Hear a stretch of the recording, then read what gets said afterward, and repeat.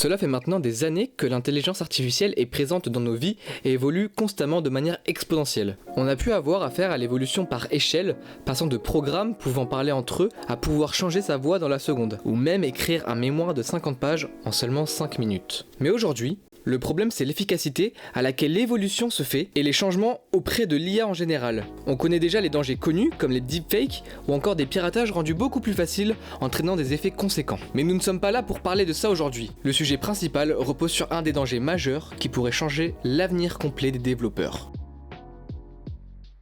On pourrait récapituler l'arrivée de ChatGPT en 2021, un modèle de langage développé par OpenAI basé sur l'architecture GPT 3.5 et qui est basé sur un vaste ensemble de données linguistiques, ce qui me permet de comprendre et de générer du texte de manière contextuelle. En ce qui concerne les principales fonctionnalités, il peut effectuer diverses tâches telles que répondre à des questions, aider avec des recherches, générer du contenu créatif, traduire des langues et bien plus. Par exemple, ce texte vient d'être écrit tout simplement avec ChatGPT. Je vous parle de cela aujourd'hui pour vous montrer que l'IA est un enjeu majeur pour la suite de beaucoup de biais d'emploi, dont celui du développement. Que cela soit dans le domaine du codage ou des jeux vidéo, l'IA a su montrer ses preuves en codant de manière claire et précise des codes demandés quelques minutes plus tôt. Moi-même j'ai pu en faire l'expérience, il y a de ça quelques mois, avec un langage Python pour recréer le jeu Pong. Pendant l'écriture de cette vidéo, une vidéo de Léo Duff a pop dans mes recommandations et m'a éclairé sur un sujet qui était très important et très clair. Les entreprises, elles, doivent recruter des salariés non pas par envie, mais souvent par obligation. Là où l'augmentation de salariés entraîne des charges ou des taxes et autres inconvénients, l'intelligence artificielle, elle, n'a aucune contrainte. Elle n'a pas besoin d'argent, ni de trop de temps. Elle a besoin d'être constamment alimentée par l'humain pour se développer et continuer à alléger le travail de certains. C'est ainsi que rentre le problème de l'IA. Dans le monde des développeurs, l'écriture de code ou du débogage pourra réduire le temps et les efforts requis par les programmeurs humains. Mais cela n'est pas une bonne chose, car elle va contribuer à une diminution de la demande de développeurs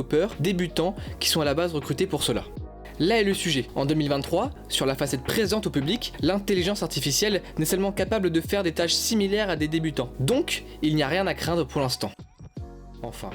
L'intelligence artificielle pourrait remplacer certains métiers dans l'avenir si elle se voit évoluer toujours de plus en plus. Dans ce domaine du développement, on constate qu'elle aide à trouver des corrections ou encore réduire un programme puis les optimiser. Elle nous montre pour l'instant qu'elle sert comme une extension du travail de développeurs, amateurs comme avancés. À présent, pensez-vous que l'IA se trouve sur un point de non-retour où son utilisation pourrait tout chambouler, où il est possible de la garder correctement dans nos cordes et à l'exploiter pour nos besoins essentiels ?